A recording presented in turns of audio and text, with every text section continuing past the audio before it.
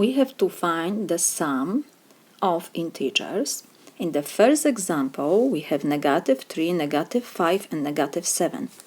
3 integers are negative. So we copy negative sign and we have to just add the numbers. 3, 5, and 7. Why I can do this? Because 3 integers are negative. So we copy negative sign and we add the numbers 3, 5, and 7. So this is equal. Negative sign we rewrite and we have 3 plus 5 is 8 and plus 7, so it is 15. So -3 plus -5 plus -7 is -15. Because 3 integers are negative, so we have to have negative sign before the sum of these 3 numbers. Next example, again, addition of integers, the same negative sign.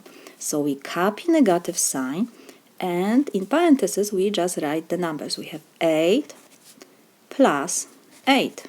So this is equal. Negative sign we rewrite and 8 plus 8 is 16. So -8 plus -8 is -16. And the last example, again, 3 negative integers.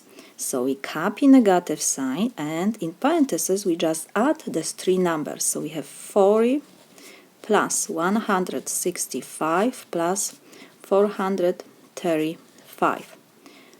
So negative sign we copy and we can add 435 plus 165. We have to keep in the same column ones, tens and hundreds, and we have 40.